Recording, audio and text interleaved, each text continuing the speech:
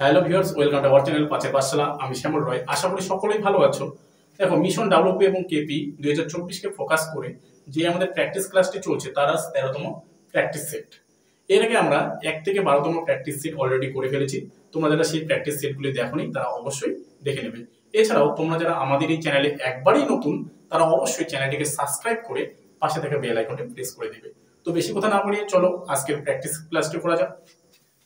তো প্রথমেই দেখো কি কোশ্চেন রয়েছে, দেখে নাও তোমরা। কৃষ্ণা নদী কোথা থেকে উৎপন্ন হয়েছে? দেখো, কৃষ্ণা নদী কোথা থেকে উৎপন্ন হয়েছে, অপশনগুলো আমরা সকলেই দেখে নিই। কি রয়েছে দেখো, পশ্চিমঘাট পর্বতের ব্রহ্মগিরি শৃঙ্গ থেকে, পশ্চিমঘাট পর্বতের মহাবালেশ্বর পর্বত থেকে, পশ্চিমঘাট পর্বতের ত্রিম্বকেশ্বর শৃঙ্গ থেকে, অথবা কি রয়েছে ছত্তিশগড়ের সিহোয়া উচ্চভূমি থেকে। তো কৃষ্ণা নদী কোথা থেকে উৎপন্ন হয়েছে? দেখো, এই গোদাবরী, কৃষ্ণা, কাবেরী এছাড়াও মহানদী আমাদের পূর্ববাহিনী নদী, এগুলি আমি ক্লাসে পড়িয়েছিলাম তোমাদের, তাই তো। তো দেখো, কৃষ্ণা নদী কোথা থেকে উৎপত্তি লাভ করেছে? অপশন নাম্বার বি আমাদের সঠিক অ্যান্সার হয়ে যাচ্ছে, পশ্চিমঘাট পর্বতের মহাবালেশ্বর পর্বত থেকে। এই পশ্চিমঘাট পর্বতের মহাবালেশ্বর যে পর্বতটা রয়েছে সেটা আমাদের মহারাষ্ট্রের মধ্যে অবস্থান করছে, তাই তো, মহারাষ্ট্র রাজ্যের মধ্যে। নেক্সট প্রশ্ন দেখো কি রয়েছে, বাংলার প্রথম সার্বভৌম নরপতি কে ছিলেন? কি বলছে, বাংলার প্রথম সার্বভৌম নরপতি কে ছিলেন? অপশনগুলো দেখে নাও, গোপাল, রামপাল, সমুদ্রগুপ্ত, শশাঙ্ক। তো বাংলার প্রথম সার্বভৌম নরপতি অপশন নম্বর ডি শশাঙ্ক হলেন বাংলার প্রথম সার্বভৌম নরপতি বা স্বাধীন রাজা ছিলেন, যে কিনা সমগ্র ভারতবর্ষকে রাজত্ব করার স্বপ্ন দেখেছিল, তাই তো। এই শশাঙ্ক সম্পর্কে তোমাদের ক্লাসে আমি করিয়ে দিয়েছিলাম A to Z, তোমরা সেই ক্লাসটিও করে নিতে পারো আমাদের ইউটিউব চ্যানেলে এসে, তাই তো। নেক্সট প্রশ্ন দেখো, ভারতের কোন রাজ্যে সর্বপ্রথম পঞ্চায়েতি রাজ ব্যবস্থা প্রতিষ্ঠিত হয়? তো অপশনগুলো সকলে দেখে নাও, অন্ধ্রপ্রদেশ, পশ্চিমবঙ্গ, রাজস্থান, আসাম। তো ভারতের কোন রাজ্যে সর্বপ্রথম পঞ্চায়েতি রাজ ব্যবস্থা চালু হয়? পঞ্চায়েতি রাজ ব্যবস্থা চালু হয় আমাদের ভারতের বৃহত্তম রাজ্য, এই বৃহত্তম রাজ্যের নাম কি? রাজস্থান। অপশন নম্বর সি আমাদের সঠিক অ্যান্সার হয়ে যাচ্ছে, রাজস্থানে হচ্ছে সর্বপ্রথম আমাদের পঞ্চায়েতি রাজ সিস্টেম চালু হয়, তাই তো। নেক্সট দেখো, নিম্নলিখিত কোন শ্রেণীর গ্রুপের রক্তকে সার্বজনীন দাতা বলা হয়? তো এখানে বিভিন্ন রকম গ্রুপ রয়েছে, যেমন group A, group O, group B positive রয়েছে, গ্রুপ রয়েছে এবি। তো নিম্নলিখিত কোন শ্রেণীর গ্রুপের রক্তে সর্বজনীন দাতা বলা হয়? অপশন নম্বর ডি আমাদের সঠিক অ্যান্সার হয়ে যাবে, এবি কি আমরা কি বলতে পারি? সর্বজনীন দাতা বলি। ওকে, নেক্সট প্রশ্নপত্র দেখে নিই আমরা কি রয়েছে।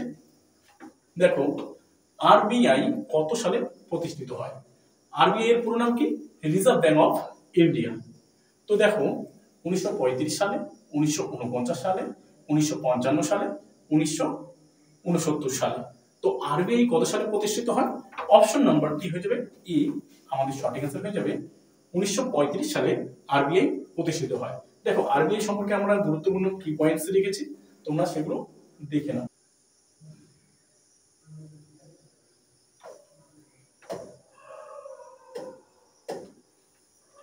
দেখো, আরবিআই সম্পর্কে কি রয়েছে আমাদের। দেখো, আরবিআই এর পুরো নাম হলো কি, যেটা বললাম, reserve bank of India. RBI এর পুরো নাম কি? পরীক্ষায় আসে, রিজার্ভ ব্যাংক অফ ইন্ডিয়া। দেখো, 1934 সালের আরবিআই অ্যাক্ট অ্যাক্ট আমাদের পাস হয়, যেটা কি হিল্টন ইয়ং কমিশনের সুপারিশে ভিত্তিতে আমাদের আরবিআই কি হয়, অ্যাক্ট পাস হয়। দেখো, এটা আমাদের আরবিআই যখন পাস হয় 1934 সালে, তখন আমাদের দেশ স্বাধীনতা লাভ করেনি, তখন ব্রিটিশদের অধীনে আমাদের দেশ ছিল। তো দেখো, 1934 সালে যে আরবিআই অ্যাক্টটা পাস হয় হিল্টন ইয়ং কমিশনের সুপারিশের ভিত্তিতে, তার জন্যই আমাদের 1935 সালের 1 এপ্রিল আরবিআই প্রতিষ্ঠিত হয়। তার মানে কি, 1934 সালের আরবিআই অ্যাক্ট অনুযায়ী হিল্টন ইয়ং কমিশনের সুপারিশে আরবিআই যে অ্যাক্টটা হয়েছিল তার সুপারিশে আমাদের 1935 সালের 1 এপ্রিল আরবিআই প্রতিষ্ঠিত হয়। দেখো, আরবিআই এর গভর্নর ছিলেন কে? যদি বলা হয়, প্রথম গভর্নর ছিলেন ওসবোর্ন স্মিথ, যে কিনা ছিলেন আমাদের ইংলিশ একজন, তাই তো। দেখো, 1949 সালের আরবিআই এর জাতীয়করণ করা হয়। আর আরবিআই এর প্রথম ভারতীয় গভর্নর কে ছিলেন? সেটা তোমাদের পরীক্ষায় বারবার দিয়ে দেয়, যেমন হচ্ছে সিডি দেশমুখ হচ্ছে আরবিআই এর প্রথম ভারতীয় গভর্নর। ঠিক আছে, এখন দেখো আরবিআই এর হেডকোয়ার্টার কোথায়, এটাও পরীক্ষায় আসে। আরবিআই এর হেডকোয়ার্টার রয়েছে আমাদের মুম্বাইতে। আর বর্তমানে আরবিআই এর গভর্নর হলেন কে? শক্তিকান্ত দাস, যে কিনা আমাদের 25তম গভর্নর। দেখো আরবিআই এর যে প্রথম আমাদের হেডকোয়ার্টার ছিল, আরবিআই এর প্রথম হেডকোয়ার্টার, ঠিক আছে, সেটা প্রথমে ছিল কলকাতাতে। কোথায় ছিল? কলকাতা। ঠিক আছে, এই যে হেডকোয়ার্টার প্রথমে ছিল কলকাতা, ঠিক আছে, এই কলকাতা থেকে 1937 সালে আমাদের মুম্বাইয়ে নিয়ে যাওয়া হয়। কোথায় নিয়ে যাওয়া হয়? মুম্বাইয়ে। ঠিক আছে, প্রথমে আরবিআই এর হেডকোয়ার্টার থাকলো আমাদের কলকাতায়, কলকাতা থেকে 2 বছর পর স্থানান্তরিত করা হলো কোথায়? মুম্বাইয়ে। ঠিক আছে, ওকে, নেক্সট দেখো, নেক্সট প্রশ্ন কি রয়েছে? ডক্ট্রিন অফ লেপসি বা শতবিলোম নীতি কে প্রবর্তন করেন? আবার প্রশ্নটা দেখে নেই আমরা, ডক্ট্রিন অফ লেপসি বা শতবিলোম নীতি কে প্রবর্তন করেন? অপশনগুলো দেখে নাও, Warren Hastings, Lord Wellesley, Lord Cornwallis, Lord Dalhousie. তো শতবিলোম নীতি কে প্রবর্তন করেন? অপশন নাম্বার ডি আমাদের সঠিক অ্যান্সার হয়ে যাবে। লর্ড ডালহৌসি আমাদের শতবিলোম নীতিটা প্রবর্তন করেন। দেখো শতবিলোম নীতিটা কি? শতবিলোম নীতিটা হলো এই যে, যে রাজ্যের রাজার কোনো পুত্র সন্তান থাকবে না সেই রাজ্যটা ইংরেজ অধিকৃত হয়ে যাবে। ঠিক আছে, কি বললাম? যে রাজ্যের রাজার কোনো পুত্র সন্তান থাকবে না সেই রাজ্যটা কি হয়ে যাবে? ইংরেজদের অধীনে হয়ে যাবে। এখানে কোনো তারা দত্তপুত্র নিতে পারবে না, এবং দত্তপুত্র নিলেও তারা সেই রাজ্যের রাজা হতে পারবে না, বা দত্তপুত্র সেই রাজ্যের রাজা হতে পারবে না। এই যে ডক্ট্রিন অফ লেপসি বা শতবিলোম নীতির মাধ্যমেই লর্ড ডালহৌসি কি কি করেছিল দেখো। এই নীতির প্রবর্তনের ফলে প্রথমে তিনি 1848 খ্রিস্টাব্দে সাতরা, 1849 খ্রিস্টাব্দে সম্বলপুর, 1850 খ্রিস্টাব্দে ভগৎ এবং 1851 খ্রিস্টাব্দে আমাদের কি উদয়পুর, 1853 খ্রিস্টাব্দে ঝাঁসি, 1854 খ্রিস্টাব্দে নাগপুর অধিকার করেন। ঠিক আছে, এছাড়াও আমি যেটা বলবো যে লর্ড ডালহৌসি আমাদের ভারতের রেলপথের জনক বলা হয়, কারণ তার সঙ্গে আমাদের রেলপথ চালু হয়েছিল 1953 সালে বোম্বাই টু থানে। এছাড়াও তার পরের বছরে 1854 সালে আমাদের পশ্চিমবঙ্গে এসেছিল হাওড়া থেকে হুগলি পর্যন্ত দ্বিতীয়বারের জন্য ভারতের রেলপথ চালু হয়। তাই লর্ড ডালহৌসিকে কি বলা হয়? ভারতের রেলপথের জনক, তাই তো। তো দেখো শতবিলোম নীতির মাধ্যমে তিনি এই রাজ্যগুলি কি করলেন? অধিকার করলেন। তাই আমরা বলি না 1857 সালে আমাদের সিপাহী বিদ্রোহ হয়, সেখানে আমাদের ঝাঁসির রানী লক্ষ্মীবাই সেখানে যুদ্ধে ঝাঁপিয়ে পড়েন, কারণ তার রাজ্যটাকেও কেড়ে নেওয়া হয়েছিল, কারণ ঝাঁসির রানী লক্ষ্মীবাইয়ের দত্তপুত্র ছিল, তাই তাকে পরবর্তী রাজা করা যাবে না। তাই ঝাঁসির রানী লক্ষ্মীবাই এই যুদ্ধে ঝাঁপিয়ে পড়ে, মানে আমাদের সিপাহী বিদ্রোহে। ওকে, নেক্সট প্রশ্নপত্র দেখো কি রয়েছে। নিম্নলিখিত কোন বা কোনগুলি নিয়ে ভারতের সংসদ গঠিত হয়? ঠিক আছে, কি বললাম? নিম্নলিখিত কোন বা কোনগুলির জন্য ভারতের সংসদ গঠিত হয়? অপশনগুলো সকলে দেখে নিবে। কি রয়েছে? লোকসভা ও রাজ্যসভা, শুধুমাত্র লোকসভা, রাষ্ট্রপতি, লোকসভা ও রাজ্যপাল, রাজ্যসভা, লোকসভা স্পিকার ও প্রধানমন্ত্রী। দেখো রাজ্যসভা আমাদের কি কি নিয়ে গঠিত হয়, তাই তো। তো অপশন নাম্বার সি আমাদের সঠিক অ্যান্সার হয়ে যাবে। রাষ্ট্রপতি, লোকসভা ও রাজ্যসভা নিয়ে আমাদের কি হয়? সংসদ গঠিত হয়। ভারতের সংসদ কি কি নিয়ে গঠিত হয়? রাষ্ট্রপতি, লোকসভা এবং রাজ্যসভা নিয়ে আমাদের সংসদ গঠিত হয়। ওকে, নেক্সট প্রশ্নপত্র দেখি আমরা কি রয়েছে। অর্জুন পুরস্কার কত সাল থেকে প্রথম দেওয়া শুরু হয়? অর্জুন পুরস্কার অপশনগুলো দেখে নেই। 1954 সাল থেকে, 1961 সাল থেকে, 1965 সাল থেকে, 1968 সাল থেকে। তো অর্জুন পুরস্কার আমাদের দেওয়া শুরু হয় অপশন নাম্বার বি 1961 সাল থেকে। দেখো অর্জুন পুরস্কার কিসের জন্য দেওয়া হয়? দেখো অর্জুন পুরস্কার ভারতে মানে ভারত সরকার দ্বারা কি রয়েছে? ক্রীড়া ক্ষেত্রে বিশেষ ব্যক্তিত্বকে দেওয়া হয়, যারা ক্রীড়ার বলতে পারি আমরা কোচ, তাদেরকে অর্জুন পুরস্কার দেওয়া হয়। ঠিক আছে, যেমন ক্রিকেট, ফুটবল, তাদের যে কোর্স রয়েছে যারা শেখায় তাদেরকে এই অর্জুন পুরস্কারটা দেওয়া হয়। তো 1961 সাল থেকে আমাদের কি অর্জুন পুরস্কারটা দেওয়া শুরু হয়। পরের প্রশ্ন দেখো কি রয়েছে। নারকেলের দুধে যে হরমোনটি পাওয়া যায় তা হলো, অপশনগুলো সকলে দেখে নিই, অক্সিন, জিব্বারেলিন, ইনসুলিন, কাইনিন। তো নারকেলের দুধে যে হরমোনটি পাওয়া যায় তা হলো কি, অপশন নম্বর দেখো আমাদের ডি হয়ে যাচ্ছে অ্যান্সার, কাইনিন। নারকেলের দুধে যে হরমোনটি পাওয়া যায় তা হলো কি, কাইনিন। এছাড়াও দেখো কিছু গুরুত্বপূর্ণ টপিক আমরা রেখেছি, যেমন 1905 খ্রিস্টাব্দে বেলিস এবং স্টার্লিং হরমোন আবিষ্কার করেন। কে হরমোন আবিষ্কার করেন? পরীক্ষায় বারবার দিয়ে দেয়, 1905 খ্রিস্টাব্দে বেলিস এবং স্টার্লিং। নেক্সট দেখো কি রয়েছে, বীজহীন ফল উৎপাদনে সাহায্য করে কে? অক্সিন। উদ্ভিদের ফুল ফোটাতে সাহায্য করে জিব্বারেলিন। এছাড়া দেখো অ্যান্টি ডায়াবেটিক হরমোন হলো আমাদের ইনসুলিন। এগুলি আমাদের ভীষণ ইম্পর্টেন্ট, যে কোনো কম্পিটিটিভ এক্সামের ক্ষেত্রে এগুলি খুবই গুরুত্বপূর্ণ তোমাদের। নেক্সট দেখো এসআই পদ্ধতিতে উষ্ণতার একক কি? অপশনগুলো দেখে নাও, কেলভিন, জুল, নিউটন, সেন্টিমিটার। কি বললাম? এসআই পদ্ধতিতে আমাদের উষ্ণতার একক কি? অপশন নাম্বার আমাদের হয়ে যাচ্ছে এ, সঠিক অ্যান্সার কেলভিন, তাই তো? এরপর নেক্সট প্রশ্ন দেখো, নেক্সট প্রশ্ন কি রয়েছে দেখো, কোন গুপ্ত সম্রাটের উপাধি ছিল কবিরাজ? কি বললাম? কোন গুপ্ত সম্রাটের উপাধি হলো কবিরাজ? দেখো আমাদের গুপ্ত বংশ সম্পর্কে আমরা পড়িয়েছি, তোমাদের এই পাঁচের পাশের ইউটিউব চ্যানেলেই পড়িয়েছি, ইউটিউব চেট আমাদের দেওয়া রয়েছে গুপ্ত সাম্রাজ্য সম্পর্কে। তোমরা যারা এই গুপ্ত সাম্রাজ্য সম্পর্কে ভিডিওটা দেখোনি তারা অবশ্যই দেখে নেবে প্লে লিস্টে গিয়ে, ঠিক আছে? তো অপশনগুলো দেখে নাও, হর্ষবর্ধন, সমুদ্রগুপ্ত, দ্বিতীয় চন্দ্রগুপ্ত, প্রথম কুমারগুপ্ত। তো কবিরাজ উপাধি কার ছিল? অপশন নাম্বার বি আমাদের সঠিক অ্যান্সার হয়ে যাবে, সমুদ্রগুপ্তের উপাধি ছিল কবিরাজ, মানে কবিদের শ্রেষ্ঠ ছিল, ঠিক আছে? কবিদের শ্রেষ্ঠ, তাই তার উপাধি ছিল কবিরাজ। ওকে, তো সমুদ্রগুপ্তের উপাধি হয়ে গেল আমাদের কবিরাজ। নেক্সট প্রশ্ন দেখো কি রয়েছে, ব্যাঙাচি ছদ্মনামে কে পরিচিত ছিলেন? ব্যাঙাচি ছদ্মনামে কে পরিচিত ছিলেন? অপশনগুলো দেখে নাও, আশাপূর্ণা দেবী, নরেন্দ্রনাথ ঠাকুর, শরৎচন্দ্র চট্টোপাধ্যায়, কাজী নজরুল ইসলাম। তো ব্যাঙাচি ছদ্মনামে কে পরিচিত ছিল?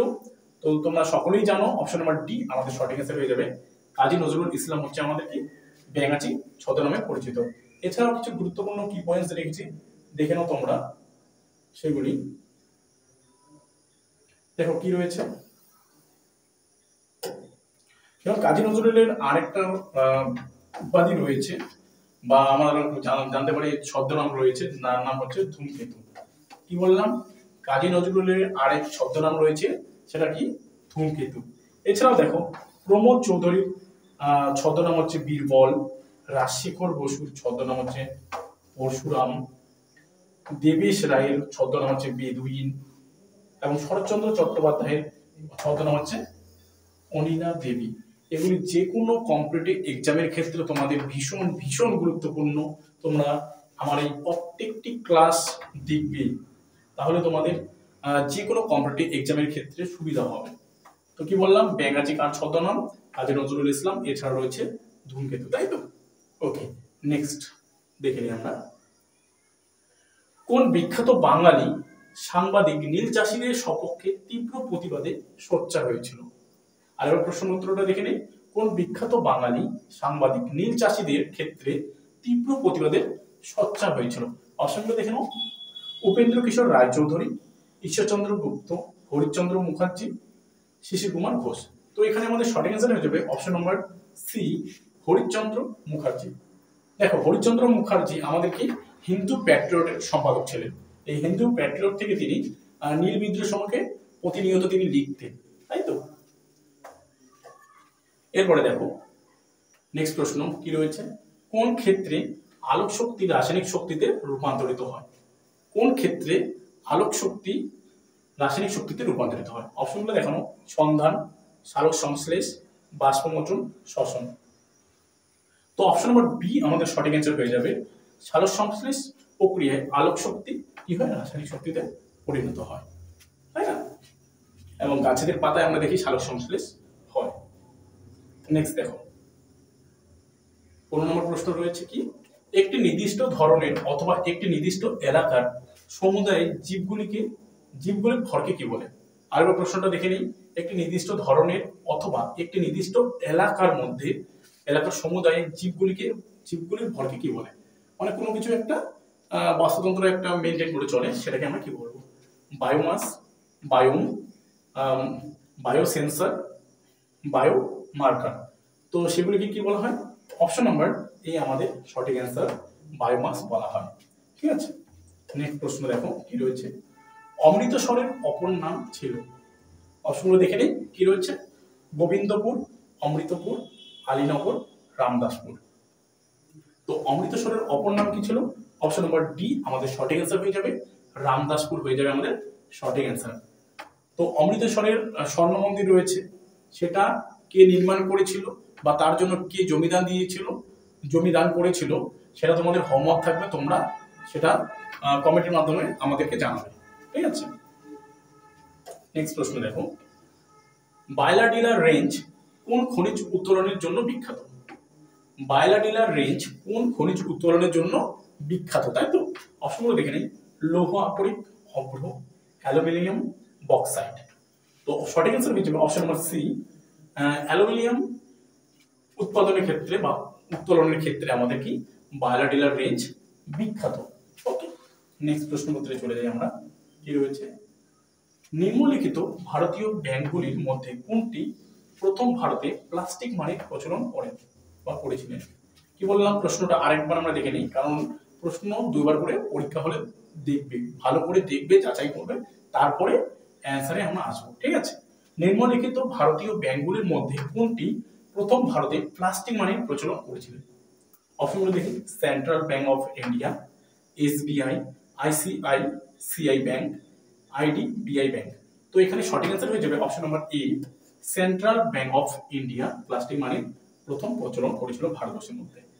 নেক্সট প্রশ্ন দেখো কি রয়েছে। জাতীয় কংগ্রেসের কোন অধিবেশনে বুনিয়াদী শিক্ষার পরিকল্পনা গৃহীত হয়? দেখো, বুনিয়াদী শিক্ষা যেটা প্রচলন শুরু করেছিলেন মহাত্মা গান্ধী। ঠিক আছে, তো অপশনগুলো দেখে নিই। কলকাতা, লাহোর, পুনা, ওয়ার্ধা। তো কোন কংগ্রেসের অধিবেশনে আমাদের কি বুনিয়াদী শিক্ষা পরিকল্পনা গৃহীত হয়? অপশন নাম্বার ডি আমাদের সঠিক অ্যান্সার হয়ে যাবে, ওয়ার্ধা। যে আমাদের অধিবেশনটা হয়েছিল, কংগ্রেস অধিবেশন বা সেশন হয়েছিল, সেখানেই আমাদের বুনিয়াদী শিক্ষার পরিকল্পনা গৃহীত হয়েছিল। তো বুনিয়াদী শিক্ষাটা কি সেটা আমরা সম্পর্কে জানবো। দেখো, বুনিয়াদী শিক্ষা সম্পর্কে আমরা পড়ে নিই একটু, কি রয়েছে বুনিয়াদী শিক্ষাটা কি, আসলে কি। দেখে নাও বুনিয়াদী শিক্ষা কি বা বুনিয়াদী শিক্ষা ব্যবস্থা কি। দেখো, বুনিয়াদী শিক্ষা হলো যে শিক্ষা ব্যবস্থার মধ্যে দিয়ে শিক্ষার্থীদের সর্বনির্ভর মানে স্বনির্ভর স্বাবলম্বী করে গড়ে তোলার সম্ভাবনা হয়, তাই তাকে বুনিয়াদী শিক্ষার মধ্যে দিয়ে কি বলছে, শিক্ষার্থীদের সর্বাঙ্গীন বিকাশ সাধন সম্ভব হয়। তাই গান্ধীজি বলেছিলেন, শিক্ষা হলো ব্যক্তির বা শিক্ষার্থীর দেহ, মন, আত্মার পরিপূর্ণ বিকাশ সাধন। ঠিক আছে, দেখো 1935 থেকে 1937 সাল পর্যন্ত ধারাবাহিকভাবে গান্ধীজি হরিজন পত্রিকা, গান্ধীজি এই হরিজন পত্রিকাটা প্রচলন করেছিল বা হরিজন পত্রিকার সম্পাদক ছিলেন। তিনি বুনিয়াদী শিক্ষা পরিকল্পনার নামক একটি সমালোচনা প্রকাশিত হয়। ঠিক আছে, আলোচনা করেছিলেন, সরি, এটা আলোচনা করেছিলেন বুনিয়াদী শিক্ষাটা কি, যে বুনিয়াদী শিক্ষা শিক্ষার্থীরা গ্রহণ করবেন, এবং এই বুনিয়াদী শিক্ষাকে এখানে আমাদের প্র্যাকটিক্যাল থেকে শুরু করে থিওরি থেকে শুরু করে সবকিছু করানো হবে, এবং শিক্ষার্থীরা তার নিজের ইচ্ছায় সবকিছু করবে। এটাকে আমরা বুনিয়াদী শিক্ষা বলতে পারি। ঠিক আছে, তো এটা গান্ধীজি চেয়েছিলেন যে ছাত্ররা বুনিয়াদী শিক্ষার মাধ্যমে পড়াশোনা করবে। ওকে, আজকের শেষ প্রশ্ন বা লাস্ট প্রশ্ন আমরা বলতে পারি, ভারতের ধানের গোলা ও এশিয়ার ডিমের ঝুড়ি নামে পরিচিত ভারতের কোন রাজ্য? আরেকবার প্রশ্নটা দেখে নেই। ভারতের ধানের গোলা ও এশিয়ার ডিমের ঝুড়ি ভারতের কোন রাজ্যটিকে বলা হয়? তো অপশনগুলো দেখানো, মধ্যপ্রদেশ, অন্ধ্রপ্রদেশ, ছত্তিশগড়, হিমাচল প্রদেশ। তো এশিয়ার ডিমের ঝুড়ি এবং ভারতের ধানের গোলা কোন রাজ্যকে বলা হয়? অপশন নাম্বার আমাদের হয়ে যাচ্ছে বি, অন্ধ্রপ্রদেশ। অন্ধ্রপ্রদেশকেই আমরা কি বলছি, এশিয়ার ডিমের ঝুড়ি বা ভারতের ধানের গোলা বলা হচ্ছে, তাই তো? এছাড়াও অন্ধ্রপ্রদেশ হলো এমন একটা রাজ্য যেখানে ভারতের প্রথম কি হয়েছিল, ভাষার ভিত্তিতে প্রথম রাজ্য বিভাজন হয়েছিল। তো দেখো, এছাড়াও কিছু গুরুত্বপূর্ণ কি পয়েন্টস রেখেছি সেটা দেখে নাও তোমরা সকলেই।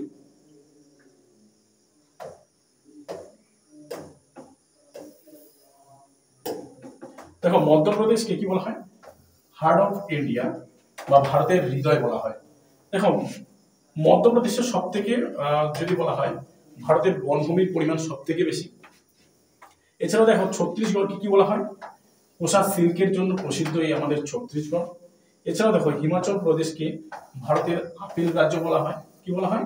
হিমাচল প্রদেশকে ভারতের আপেল রাজ্য। এছাড়া দেখো উত্তরাখণ্ডকে কি বলা হয়? দেবতাদের বাসভূমি বলা হয় বা দ্য ল্যান্ড অফ গডস বলা হয়। ঠিক আছে, এগুলো ভীষণ ইম্পর্টেন্ট যে কোনো কম্পিটিটিভ এক্সামের ক্ষেত্রে। তো দেখো বন্ধুরা, এই ছিল আমাদের গুরুত্বপূর্ণ 20টি প্রশ্নোত্তর। ভিডিওটি ভালো লাগলে অবশ্যই একটি লাইক এবং বন্ধুদের মাঝে শেয়ার করবে, এবং ভিডিওটি সম্পূর্ণ দেখার জন্য সকলকে অসংখ্য অসংখ্য ধন্যবাদ, এবং দেখা হচ্ছে আমাদের নেক্সট ভিডিওতে।